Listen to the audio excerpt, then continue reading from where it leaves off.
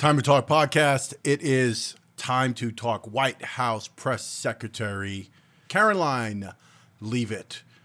Karoline Leavitt, new White House Press Secretary, and gave her first press secretary thing today. She gave it to the media that are all gathered in the White House briefing room, and I want to get into it. I want to actually go through it. Let's do a reaction. Let's watch this press conference together, and I want to make a couple of notes regarding it. Welcome to the Time to Talk podcast. If you're new to the Time to Talk podcast, hit that subscribe button. I truly appreciate that. Let's get into this. Let's see what she has to say after she said good afternoon to everybody. Let's just get right into it. Good to see all of you. It's an honor to be here with all of you. A lot of familiar faces in the room, a lot of new faces. And President Trump is back, and the golden age of America has most definitely begun. The Senate has already confirmed 5 of President Trump's exceptional cabinet nominees: Secretary of State Marco Rubio, Defense Secretary Pete Hegseth, CIA Director John Ratcliffe, Homeland Security Secretary Kristi Noem, and Treasury Secretary Scott Bessent. It is imperative that the Senate continues to confirm the remainder of the president's well-qualified nominees as quickly as possible. As you have seen during the past week, President Trump is hard at work fulfilling the promises that he made to the American people on the campaign trail. Since taking the oath of office, President Trump has taken more than 300 executive actions, secured nearly $1 trillion in U.S. investments, deported illegal alien rapists, gang members, and suspected terrorists from our homeland, and restored common sense to the federal government. I want to take a moment to go through some of these extraordinary actions. On day 1, President Trump declared a national emergency at our southern border to end the 4-year-long invasion of illegal aliens under the previous administration. Additionally, President Trump signed an executive order to end catch and release and finish construction of his effective border wall. By using every lever of his federal power, President Trump has sent a loud and clear message to the entire world. America will no longer tolerate illegal immigration, and this president expects that every nation on this planet will cooperate with the repatriation of their citizens. As proven by this weekend, when President Trump swiftly directed his team to issue harsh and effective sanctions and tariffs on the Colombian government, upon hearing they were denied a U.S. military aircraft full of their own citizens who were deported by this administration. Within hours, the Colombian government agreed to all of President Trump's demands, proving America is once again respected on the world stage. And Colombian coffee prices hopefully remain the same. So I wasn't really affected by the whole Colombian coffee thing. If it was going to go up, it was going to go up. It is what it is. I get my coffee sourced from locally from some place. They get their beans from Brazil and Ethiopia and some other places. Anyway, I digress. Let's get back into this. So, to foreign nationals who are thinking about trying to illegally enter the United States, think again. Under this president, you will be detained and you will be deported. Every day, Americans are safer because of the violent criminals that President Trump's administration is removing from our communities. On January 23rd, ICE New York arrested a Turkish national for entry without inspection who is a known or suspected terrorist. On January 23rd, ICE San Francisco arrested a citizen of Mexico unlawfully present in the United States who has been convicted of continuous sexual abuse of a child aged 14 years or younger. ICE St. Paul has arrested a citizen of Honduras who was convicted of 4th-degree criminal sexual conduct with a minor. ICE Buffalo arrested a citizen of Ecuador who has been convicted of rape. ICE Boston arrested a citizen of the Dominican Republic who has a criminal conviction for 2nd-degree murder. This criminal was convicted of murder for beating his pregnant wife to death in front of her 5-year-old son. And ICE St. Paul also arrested a citizen of Mexico who was convicted of possessing pornographic material of a minor on a work computer. Okay, so what they're really doing there, I mean, no one's going to disagree when you hear that. And you hear the description of some of those criminals and some of the things that they've done. In particular, that last one. I mean, they're just sickening. And It's emotional. So they're really making it a case to say, look, nobody wants those people in our country, right? Nobody wants those people in our country. Now, obviously, they're highlighting some of the more heinous criminals of the bunch that they're catching. Now, what I have to wonder is how many are being scooped up that are, let's say, much lesser offenses. Somebody possibly jumped a turnstile, or somebody has a ticket for something, or somebody robbed a Snickers bar from a local bodega or something. Like, there's going to be plenty of those people who still are illegal and still, I would assume, should be deported. But what we're getting, obviously, in a press briefing is going to be the worst of the worst, because that's the message that's going out. That's what they want to put out there, right? And the legacy media, of course, is the former mainstream media, is going to report on all. You're going to see all these videos on ICE doing all these raids. And that's designed to make it look like, hey, look what Trump is doing. I think Trump is actually proud that they're doing that, right? I think the legacy media's perspective is that they're trying to show it, and they're trying to pull on the heartstrings of everybody who is feeling some way about these deportations. And it's supposed to look bad. But I think Trump is using the actual coverage of it to say, yeah, look, we're getting the bad guys. And so far, I haven't seen. And let me know in the comments below if you've seen any of this, and share with me. Let me know the link. But I haven't seen videos of like grandmothers and mothers, people working in homes and stuff, or working in a strawberry patch for Driscoll or something. I haven't seen them being round up. I've seen mostly men, 99.9, actually 100%. I've seen men, and I haven't seen I haven't seen teenagers being deported. So again, this whole discussion goes to, is there going to be families deported? And we're going to get into that also after we watch this press briefing, because I want to talk about the amount of families, the amount of people that were deported under previous administrations, because I don't think a lot of people who are reacting now and becoming emotional over this, I don't think they realized how many people were deported previously under different administrations. We will get into that. We'll get back to that in a second. Don't forget to subscribe. If you haven't subscribed yet, join us here. Let's continue. Thank you for being here also, by the way. So let's continue with this.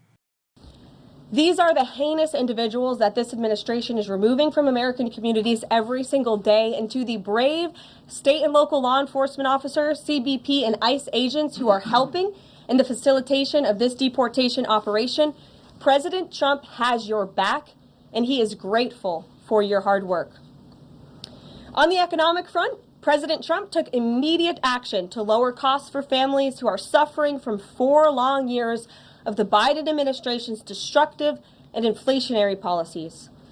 President Trump ordered the heads of all executive departments and agencies to help deliver emergency price relief to the American people, untangle our economy from Biden's regulatory constraints, and end the reckless war on American energy.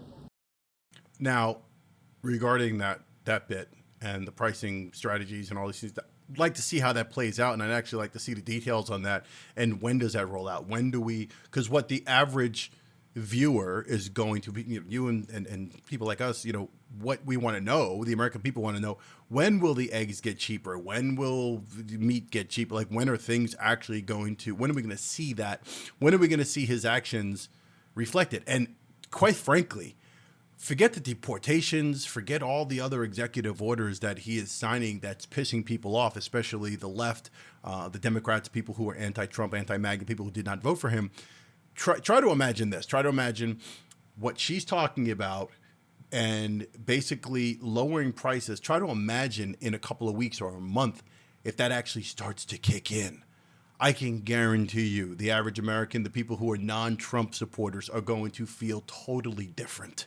You're going to see a big change in the sentiment and the way people feel about Trump. Once those prices start to come down, they're not going to give a damn that a guy named Juan, who previously raped his girlfriend, got thrown out. They're not going to care about these things. They're not going to care about executive order, blah, blah, blah, whatever that says DEI or is gone, or that there's only a male and a female in America, according to the federal government. As soon as those prices on food come down, I'm telling you right now, you're going to have a whole lot of converts. They may not necessarily support Trump. They may not necessarily be going out and buying MAGA hats, but I can tell you right now, they will be thinking different, as Steve Jobs used to say. Let's get back to it.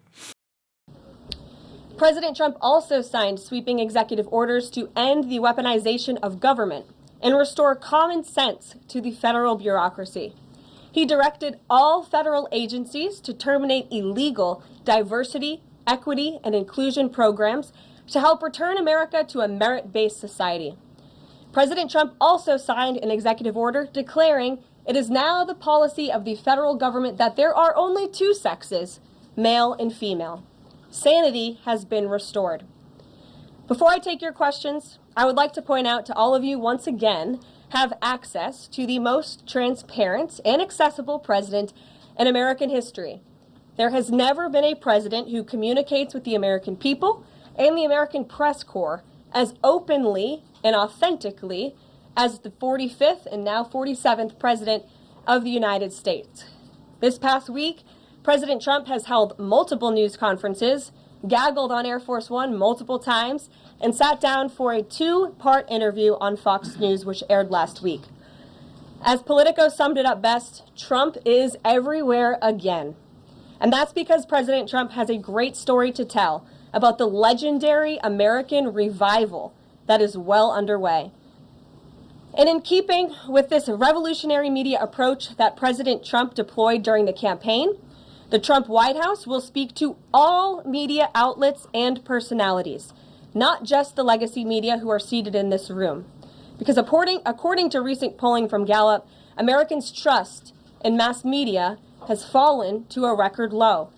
Millions of Americans, especially young people, have turned from traditional television outlets and newspapers to consume their news from podcasts, blogs, social media, and other independent outlets.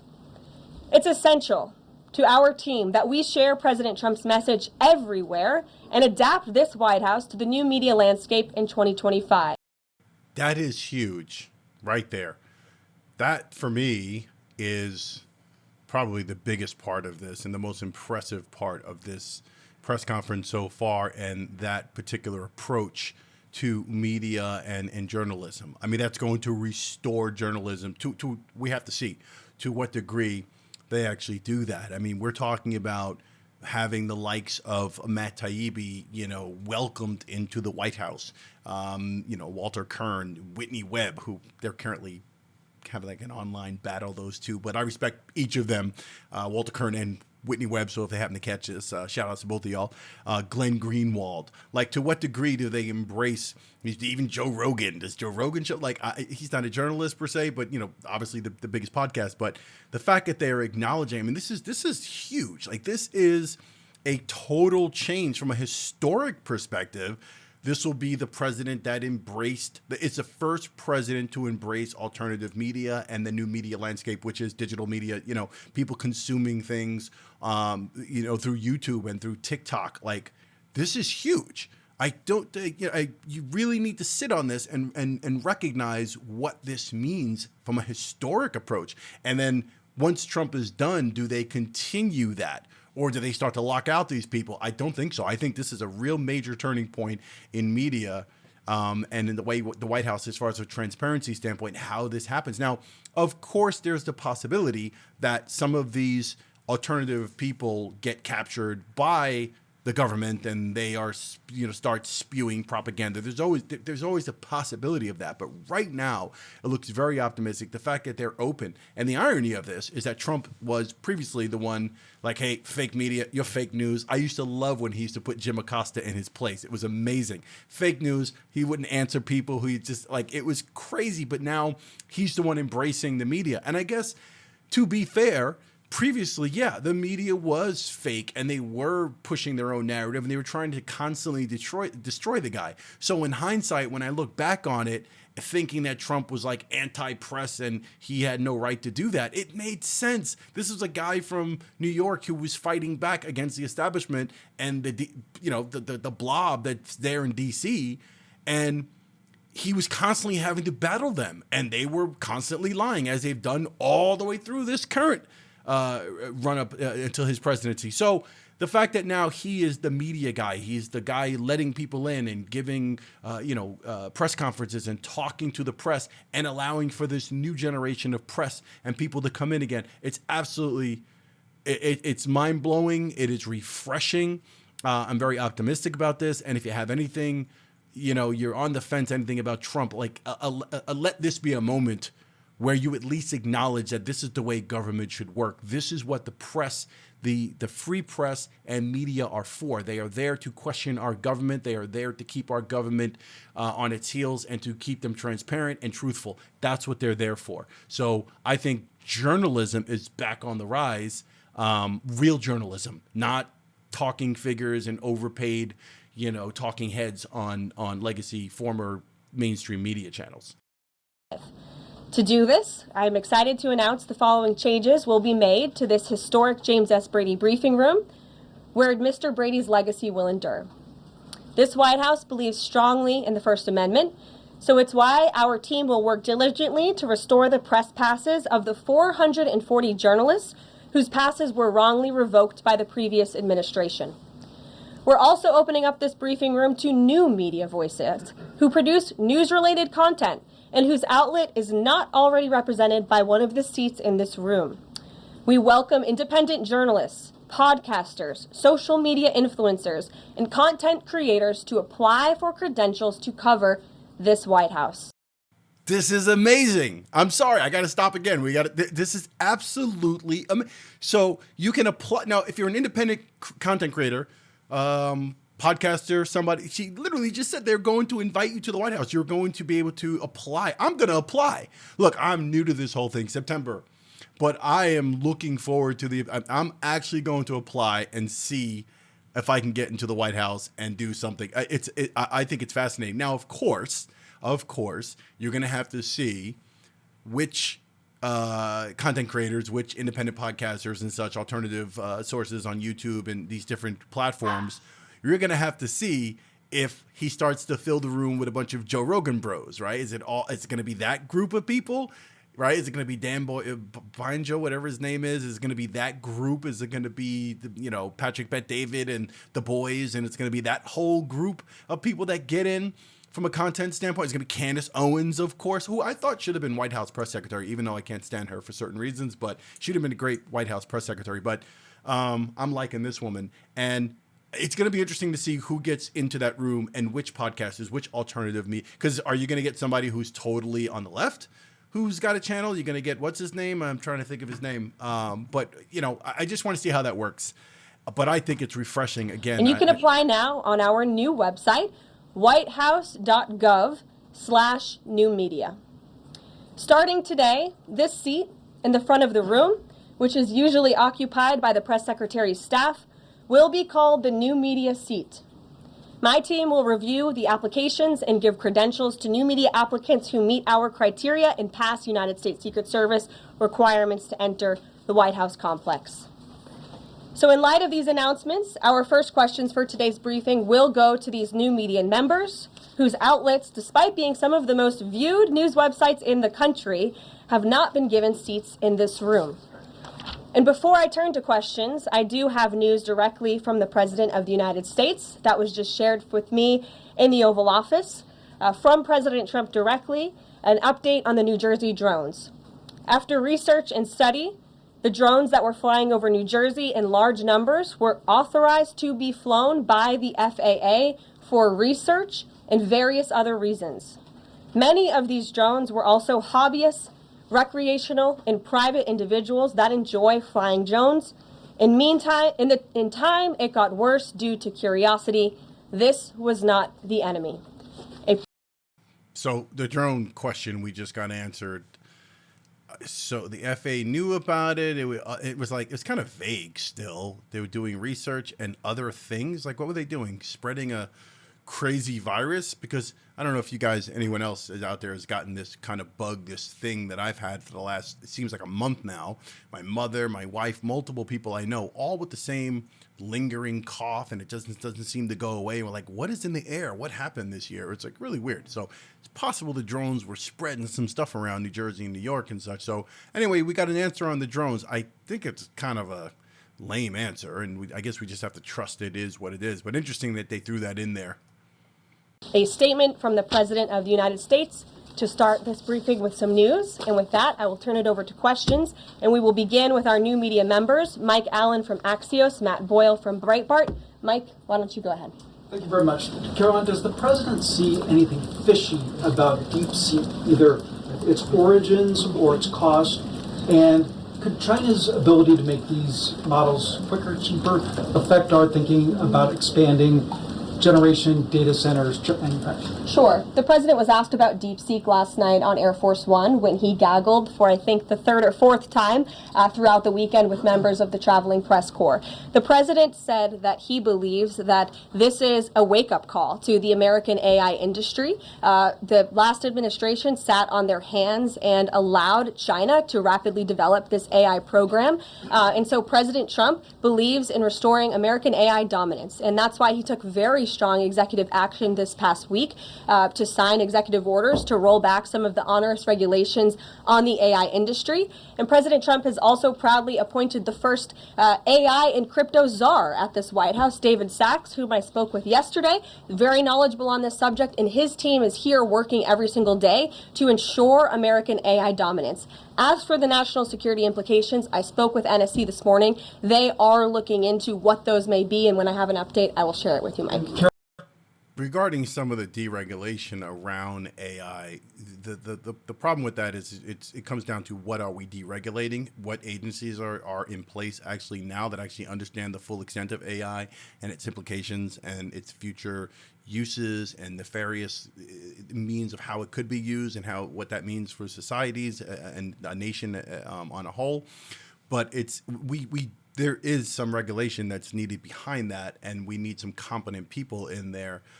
So I'm not sure about the czar, and I'm not sure about the deregulation of AI. I agree that we need to be working on it diligently, but there is a certain amount of we've really got to keep this contained, and there's got to be very competent minds at hands that understand it enough to really figure out how to put the brakes on it, the right constraints, how to prevent it from just going too just too wild and being accessible to the wrong people. So When you say restore U.S. dominance, is there a fear that the U.S. either is fallen or has fallen behind? And how would the president make sure the U.S. stays ahead? No, the president is confident that we will restore American dominance in AI. Yeah, so Caroline, first off, thank you to you and President Trump for actually giving voices to new media outlets that represent millions and millions of Americans. The thing I would add, I've got a two-part question for you. The first is just can you expand upon what steps the White House is going to take to bring more voices, not less, which is what our founder, Andrew Breitbart, believed in, into this room where they rightfully belong? Yeah. Absolutely. And as I said in my opening statement, Matt, it is a priority of this White House to honor the First Amendment. And it is a fact that Americans are consuming their news media from various different platforms, especially young people. And as the youngest press secretary in history, thanks to President Trump, I take great pride in opening up this room to new media voices to share the president's message with as many Americans as possible. In doing so, number one, we will ensure that outlets like yours, Axios and Breitbart, which are widely respected and viewed outlets, have an actual seat in this room every day. We also, again, encourage anybody in this country, whether you are a TikTok content creator, a blogger, a podcaster, if you are producing legitimate news content, no matter the medium, you will be allowed to apply for press credentials to this White House. And as I said earlier, our new media website is whitehouse.gov/new media. And so we encourage people to apply. Again, as long as you are creating news-related content of the day and you're a legitimate legitimate independent journalist, you're welcome to cover this White And House. secondly, Caroline, you said you laid out several of the actions that President Trump has taken. Obviously, it's a stark contrast to the previous administration, a breakneck speed from President Trump. Can we expect that pace to continue as the first 100 days moves along here and beyond that? Absolutely. There's no doubt President Trump has always been the hardest working man in politics. I think that's been proven over the past week. This president has again signed more than 300 executive orders. He's taken historic action. I gaggled aboard Air Force One to mark the first 100 days of this administration, 4 p.m. last Friday, or first 100 hours rather. And this president did more in the first 100 hours than the previous president did in the first 100 days. So President Trump, I think you can all expect for him to continue to work at this breakneck speed, so I hope you're all ready to work very hard. I know that we are. Zeke Miller. Thanks, Caroline. A question that we've asked your predecessors of both parties in this job. When you're up here in this briefing room speaking to the American public, do you view yourself and your role as speaking on, advocating on behalf of the president or providing the unvarnished truth that is, not to lie, not to obfuscate to the American people? I commit to telling the truth from this podium every single day. I commit to speaking on behalf of the President of the United States. That is my job. And I will say it's very easy to speak truth from this podium when you have a president who is implementing policies that are wildly popular with the American people, and that's exactly what this administration is doing. It's correcting the lies and the wrongs of the past 4 years, many of the lies that have been told to your faces in this very briefing room. I will not do that. But since you brought up truth, Zeke, I would like to point out, while I vowed to provide the truth from this podium, we ask that all of you in this room hold yourselves to that same standard. We know for a fact there have been lies that have been pushed by many legacy media outlets in this country about this president, about his family, and we will not accept that. We will call you out when we feel that your reporting is wrong or there is misinformation about this White House. So, yes, I will hold myself to the truth, and I expect everyone in this room to do the same. And Caroline, just on a substantive question, yesterday the White House Office of Management and Budget directed across the board freeze some exemptions for individual assistance, we understand, to federal grants. It's caused a lot of confusion around the country among Head Start providers, among providers services to homeless veterans, Medicaid providers, states saying they're having trouble accessing the portal. Could you help us clear up some of the confusion, give some certainty to folks, and also is that uncertainty, how does that uncertainty service the president's voters? Well, I think there's only uncertainty in this room amongst the media. There's no uncertainty in this building. So let me provide the certainty and the clarity that all of you need. This is not a blanket pause on federal assistance and grant programs from the Trump administration. Individual assistance, that includes, I'm not naming everything that's included, but just to give you a few examples, Social Security benefits, Medicare benefits, food stamps, welfare benefits, assistance that is going directly to individuals will not be impacted by this pause. And I want to make that very clear to any Americans who are watching at home who may be a little bit confused about some of the media reporting. This administration, if you are receiving individual assistance from the federal government, you will still continue to receive that. However, it is the responsibility of this president and this administration to be good stewards of taxpayer dollars. That is something that President Trump campaigned on. That's why he has launched DOGE, the Department of Government Efficiency, who is working alongside OMB. And that's why OMB sent out this memo last night, because the president signed an executive order directing OMB to do just this. And the reason for this is to ensure that every penny that is going out the door is not conflicting with the executive orders and actions that this president has taken. So what does this pause mean? It means no more funding for illegal DEI programs. It means no more funding for the Green New scam that has cost American taxpayers tens of billions of dollars. It means no more funding for transgenderism and wokeness across our federal bureaucracy and agencies. No more funding for Green New Deal social engineering policies. Again, people who are receiving individual assistance, you will continue to receive that. I don't think anyone, White House Press Secretary Karine Jean-Paul, whatever her name was, wasn't a fan.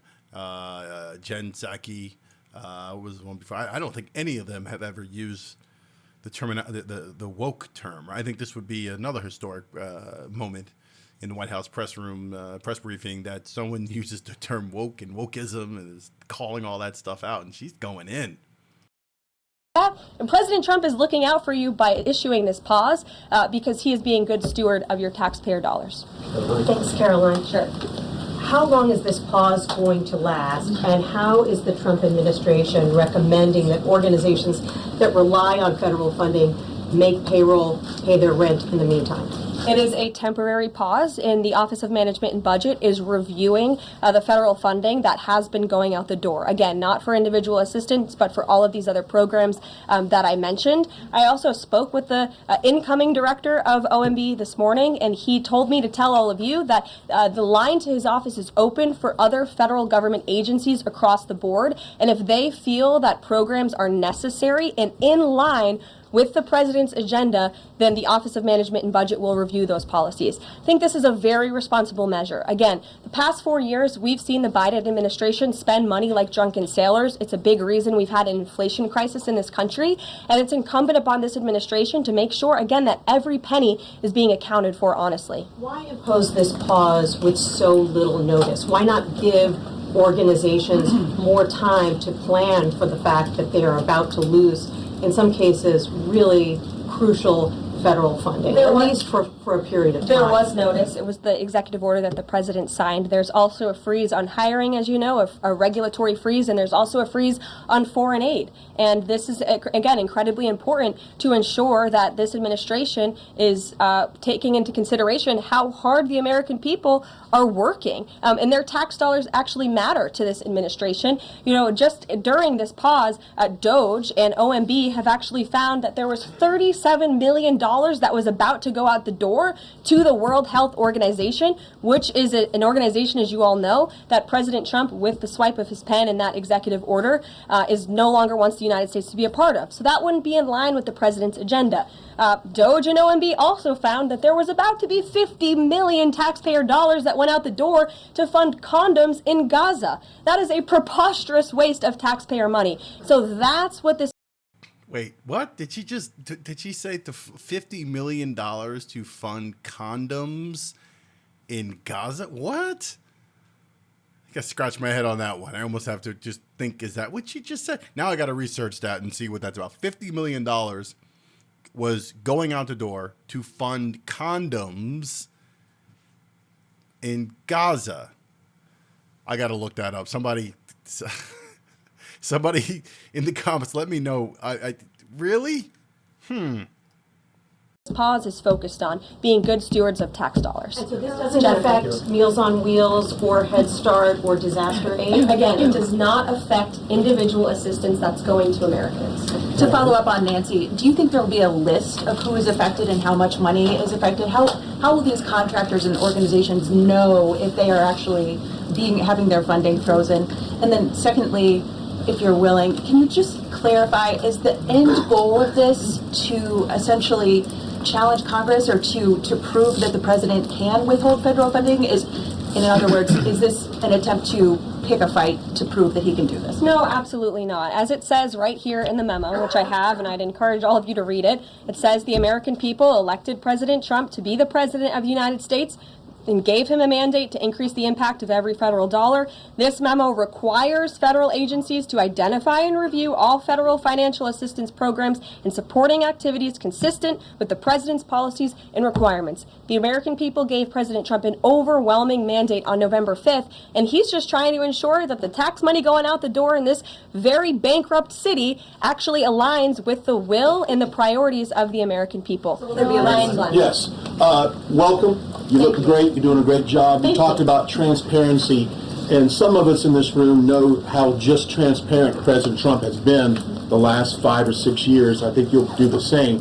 My question is, do you think this latest incident with the president of Colombia is indicative of the global, powerful respect they have for President Trump moving forward, not only to engage in economic diplomacy with these countries, but also world peace? Absolutely. I'll echo the answer that the president gave on Air Force One last night when he was asked a very similar question by one of your colleagues in the media. This signifies peace through strength is back. And this president will not tolerate illegal immigration into America's interior. And he expects every nation on this planet, again, to cooperate with the repatriation of their citizens who illegally entered into our country and broke America's laws won't be tolerated. And as you saw, the Colombian government quickly folded and agreed to all of President Trump's demands. Flights are underway once again. Two questions on deportations, if I may. President Trump had said on the campaign trail that he would deport pro-Hamas students who are here on visas. And on his first day in office, he signed an executive order that said, quote, the U.S. must ensure that admitted aliens and aliens otherwise already present in the U.S. do not bear hostile attitudes towards the citizens, culture, government, institutions, or founding principles. So should we take this executive order as Trump saying he would be open to deporting those students who are here on visas but, hold pro-Hamas sympathies? The president is open to deporting individuals who have broken our nation's immigration laws. So if they are here illegally, then certainly he is open to deporting them. And that's what this administration is hard at work at doing. We receive data from DHS and from ICE every single day. From what we hear on the ground, ICE agents are feeling incredibly empowered right now because they actually have a leader in this building who is supporting them in doing their jobs that they were hired to do, which is to detain, arrest, and deport illegal criminals who have invaded our nation's borders over the past 4 years. That's what the president is committed to seeing.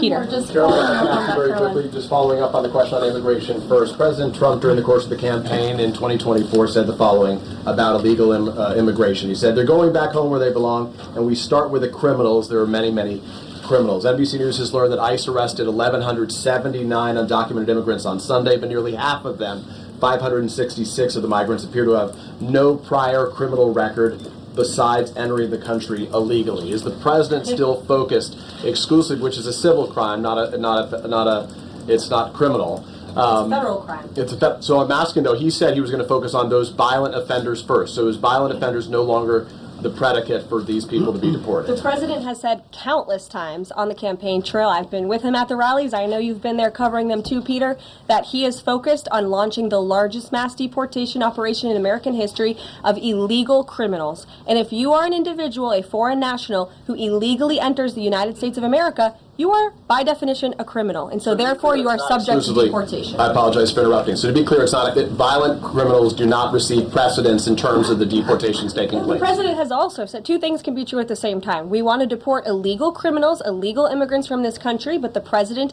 has said that, of course, the illegal criminal drug dealers, the rapists, the murderers, the individuals who have committed heinous acts on the interior of our country and who have terrorized law-abiding American citizens, absolutely, those should be the priority of ICE, but that doesn't mean that the other illegal criminals who entered our nation's borders are off the table. Understood. Then let me ask you a separate question. So that goes back to earlier, I guess, towards the beginning of her press conference, where I talked about the idea that there's people who, when she outlined all of the criminals that were, the Dominican guy in Boston that beat his pregnant wife or girlfriend to death, and the guy with the child porn and stuff, and I made mention of, well, there's criminals that are also just here, maybe some guy did something minor or didn't do anything. Maybe it's just, again, technically speaking, you are illegally here. You've entered the country illegal, so he's going after illegal. When they make it a priority, yeah, I think there's something, is Tom Holman and ICE, are they coming up with some plan that determines, we've had these people on the radar for a while. They've been in these sanctuary cities. We know they have particular records, and we're going after to clean them up first. But then in that net, when they scoop those people up, they're getting an additional, 50, 100, 200 other guys who are not violent criminals, but they're in the country illegally. So, it's a tough thing to navigate, and I certainly don't envy the job. I mean, but you have to look at it the way they're seeing it. They're seeing it as illegal is illegal. Yeah, there's going to be obviously the violent criminals. We want to get rid of them first, and I think everyone can agree with that. I just think that the line starts to get tricky when you talk to people about, well, what about the guy who's just working hard in the field doing XYZ or in the factory, but he's technically here illegal, right? But he hasn't hurt anybody. He's got a family to feed. He's here illegally. So it's an issue, and that's the way they're handling it. But it was a good question to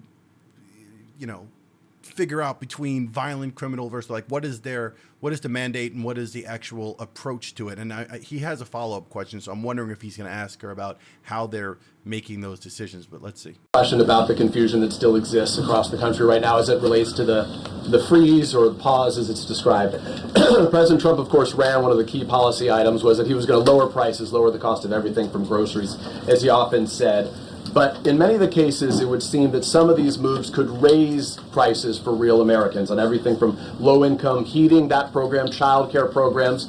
Will nothing that the president's doing here in terms of the freeze in these programs raise prices on ordinary Americans? What particular actions are you referring to that I'm would... referring to LHEAP right now. That's the low-income heating program, for example. We can talk about, there's no clarity, so I could refer to a lot of them. We don't know what they are specifically. Can you tell us that LHEAP is not one of those affected? So you're asking a hypothetical based on programs that you can't even identify. Well, I just identified. What I can tell you just to be clear, since you guys haven't identified, let's do it together, just for Americans at home. Medicaid, is that affected?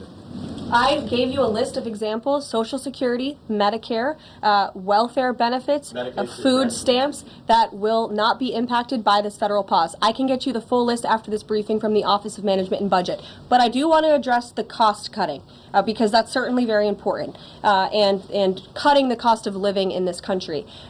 President Trump has taken historic action over the past week to do that. He actually signed a memorandum to deliver emergency price relief for American families, which took a number of actions. I can walk you through those. He also repealed many onerous Biden administration regulations. We know over the past 4 years, American households has been essentially taxed $55,000 in regulations from the previous administration. President Trump, with the swipe of his pen, rescinded those, which will ultimately put more money back in the pockets of the American people. So deregulation is a big deal. And then when it comes to energy, I mean, the president signed an executive order to declare a national energy emergency here at home, which is going to make America energy dominant. We know that energy is one of the #1 drivers of inflation. And so that's why the president wants to increase our energy supply to bring down costs for Americans. The Trump energy boom is incoming, and Americans can expect that. Please share that. Thank you. Caroline, I think some of the confusion I think may be here with this pause on federal funding. You've made it clear you're not stopping funds that go directly to individuals, but there certainly are lots of organizations that receive funding and then may pass along a benefit. Meals on Wheels, for one. They provide meals for over 2.2 million seniors. What is the president's message to Americans out there, many of whom supported him and voted for him, who are concerned that this is going to impact them directly, even if, as you said, the funding isn't coming directly to their wallet? I have now been asked and answered this question 4 times. To individuals at home who receive direct assistance from the federal government, you will not be impacted by this federal freeze. In fact, OMB just sent out a memo to Capitol Hill with Q&A to clarify some of the questions and the answers that all of you are asking me right now. Again, direct assistance will not be impacted. I've been asked and answered about this OMB memo. There's many other topics of the day. Jackie Heinrich. Indirect assistance, Caroline, it's going to another organization and then trickling down.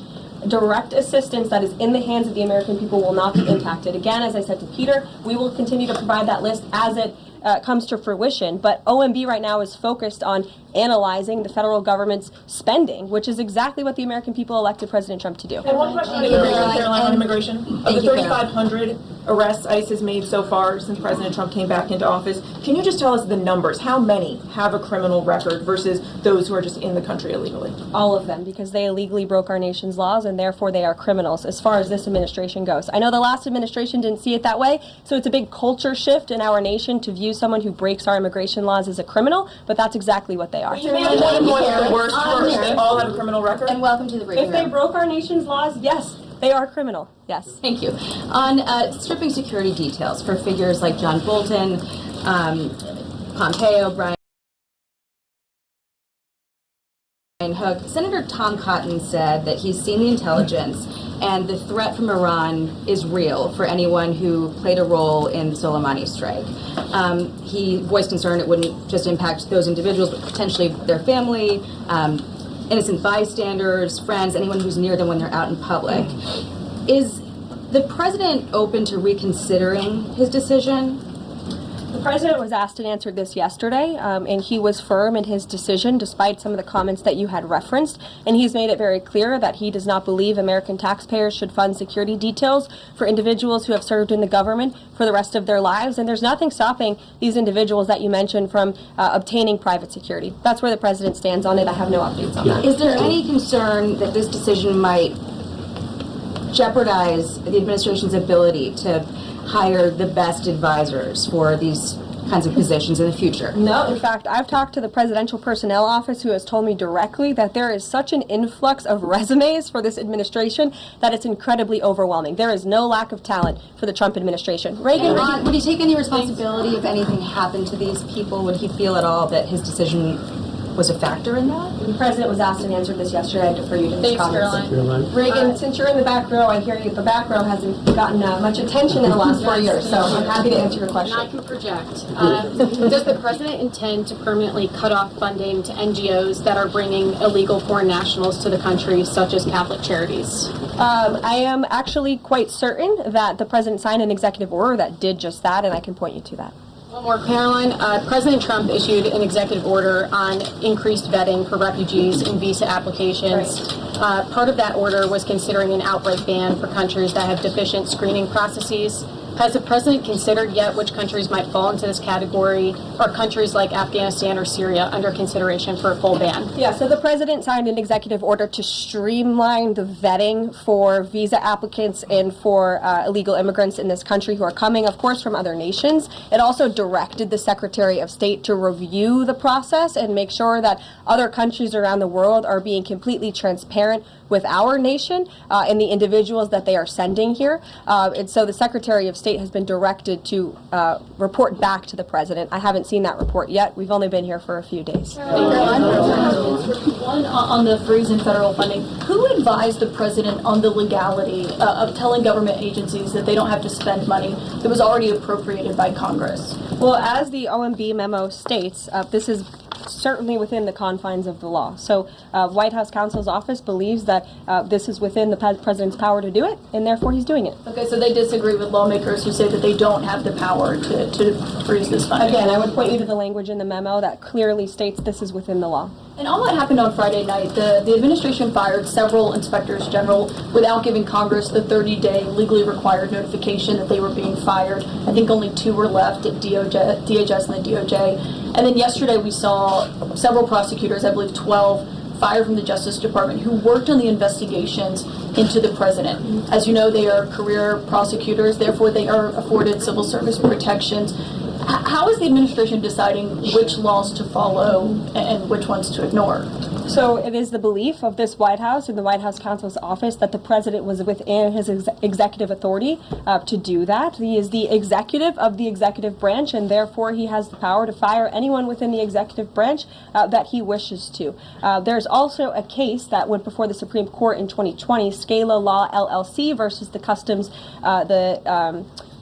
Bureau Protection. I would advise you to look at that case, and that's the legality that this White House was resting on. So you're confident that if they bring lawsuits against you, the prosecutors who were fired, that they will succeed? We will win in court. And yes. Did he personally direct this, given they worked on the classified documents investigation and the election interference investigation? This was a memo that went out by the Presidential Personnel Office, and the president is the leader of this White House. So it did yes. come from him. Yes. Caroline? Thank you.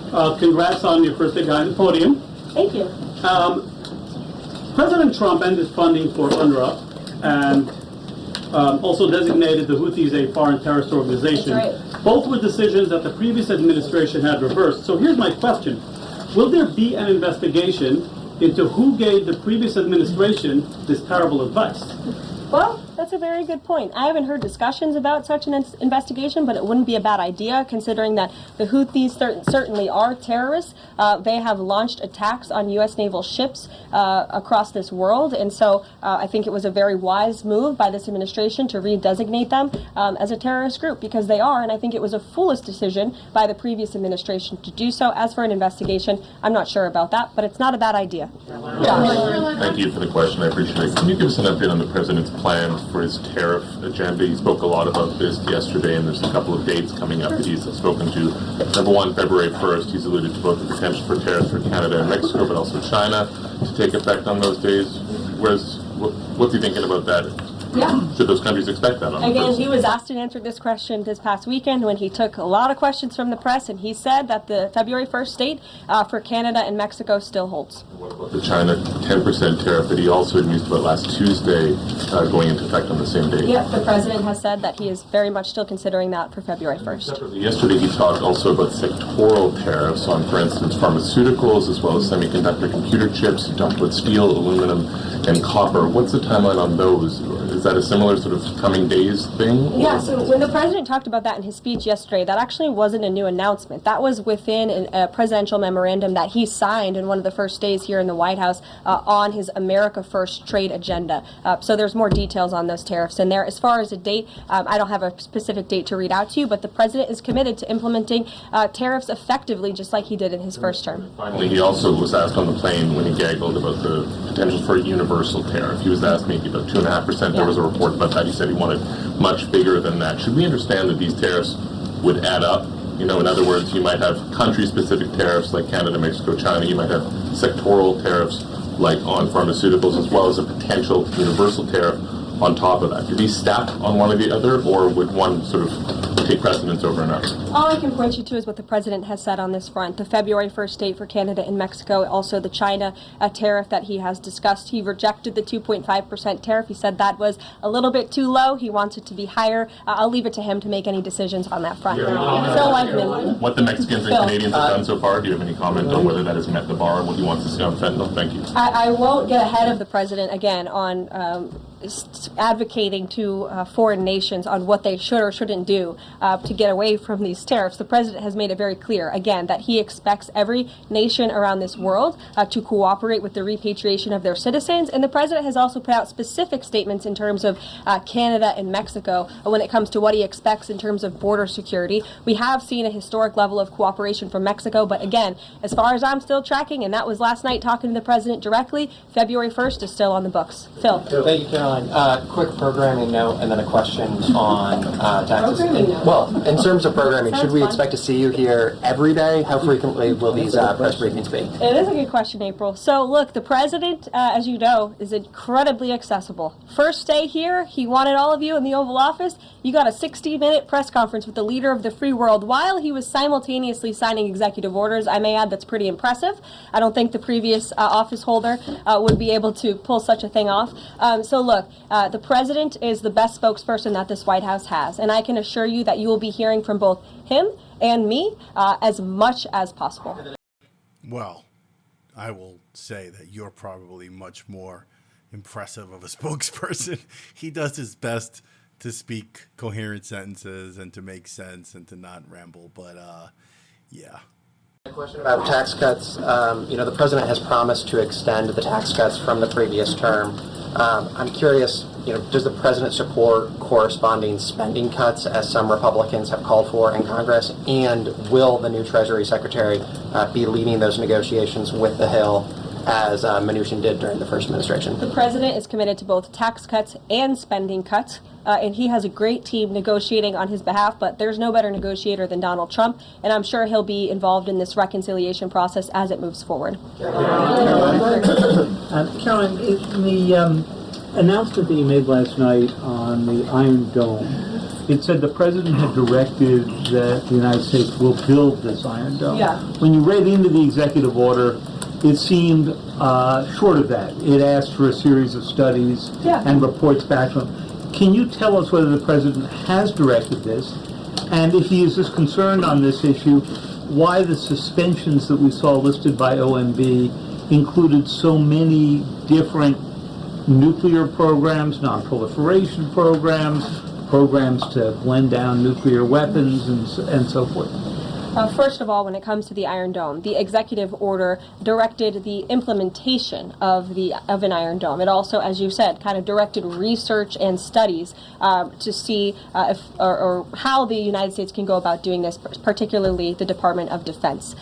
When it comes to the other question that you asked about those specific programs, again, I would say this is not a ban. This is a temporary pause and a freeze to ensure that all of the money going out out from Washington, D.C. is aligned with the President's agenda, and as the Office of Management and Budget has updates on what will be kickstarted once again, I will provide those to you.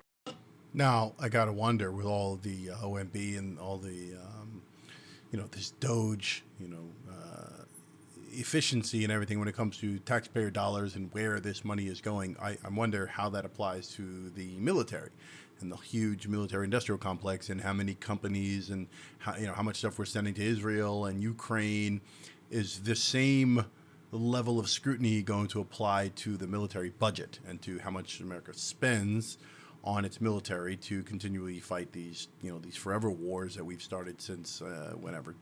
We've been in 7 wars since whatever. We've lost pretty much all of them, and they've really not done anything for us. And no one's really attacked us either. That's the other crazy thing. I mean, we can look at 9/11 as an attack on our soil, but as far as an actual war and having another nation be a threat to us, we haven't had that. So, but yet we still maintain a budget for the military, which is absolutely astronomical. So I would love to hear the level of scrutiny that's going to be involved and is going to be implemented when it comes to the military budget and how much we're spending and throwing out the door for other nations to sustain those nations, to keep military bases in other countries. I'd like to see Elon and team get together and figure that out, because that would be interesting. It's a lot of money there.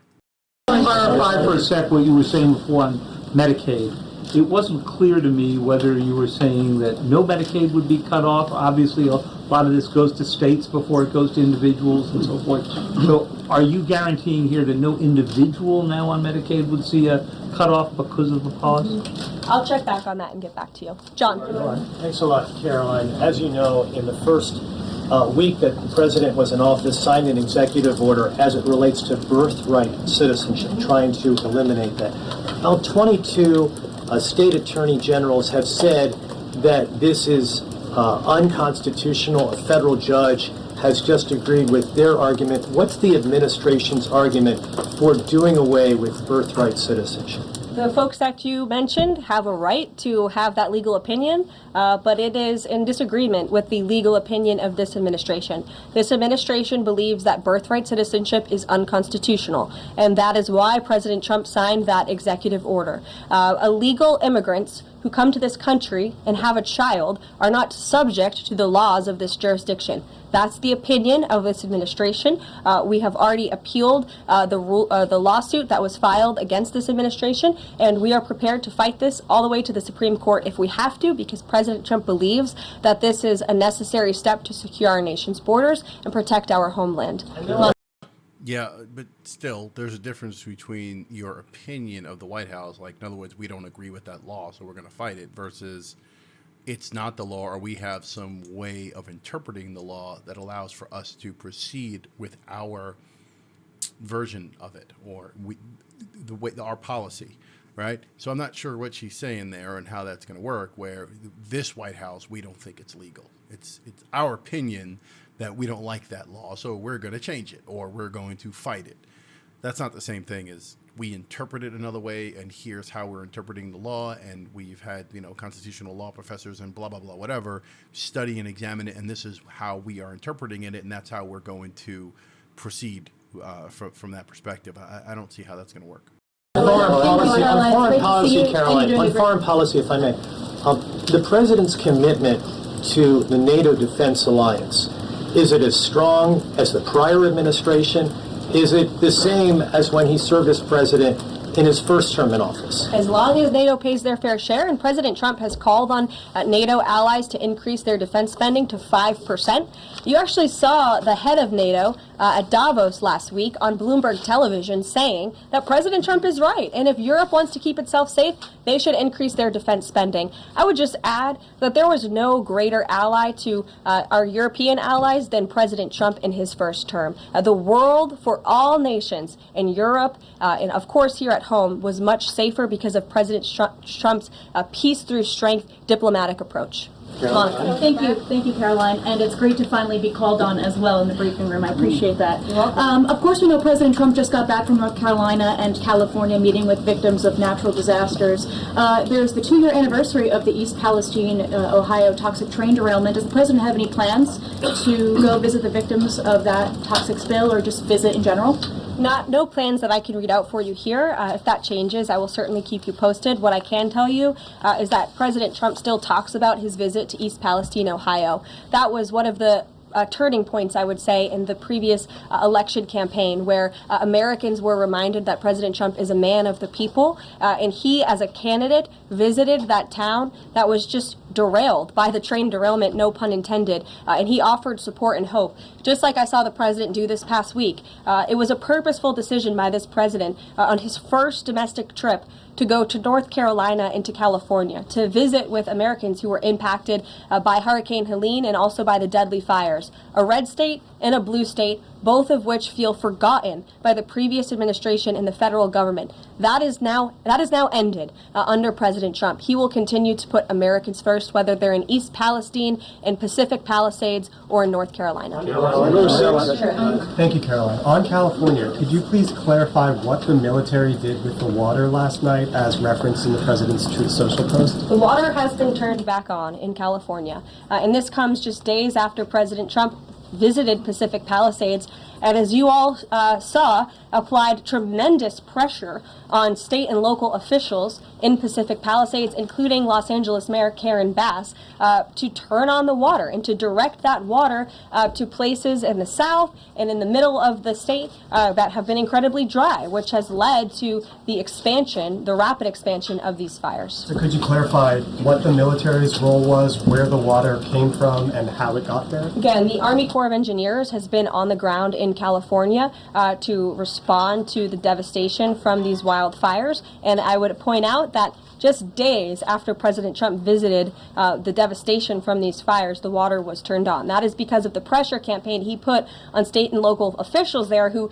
clearly lack all common sense. And I will never forget being at that roundtable with the president last week and hearing the frustration in the voices of Pacific Palisades residents who feel as though their government has just gone insane. Before President Trump showed up on the scene, Karen Bass was telling private property owners that they would have to wait 18 months to access their private property. So this administration, the president and his team that's on the ground in California, Rick Grinnell, who he has designated to oversee this great crisis, it will continue to put pressure on Karen Bass and state and local officials to allow residents to access their properties. This is a huge part of it.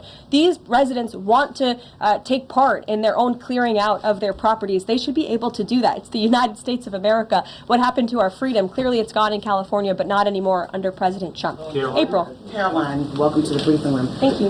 Several questions. One on the pause. Will minority-serving institutions, preferably colleges and universities, have those monies held back temporarily at this moment? Again, I have not seen the entire list because this memo was just sent out. So I will provide you all with updates as we receive them, okay? Secondly, when it comes to immigration, there is this southern border focus. What happens to those who overstayed their visas? That is part of the broken immigration system. In 2023, there was a report by the Biden administration, the Homeland Security Department, that said overstays of visas were 3 times more than usual. Will there be a focus on the overstays for visas as well?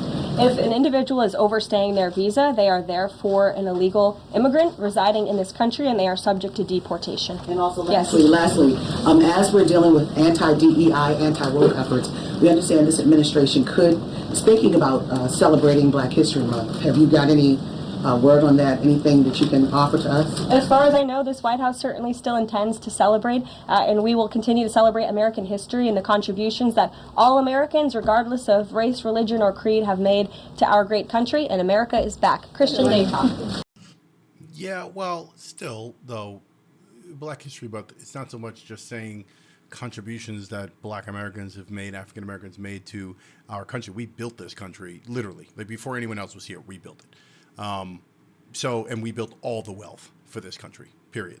And for England and for France and for Spain, plenty of money was made off the labor of Africans.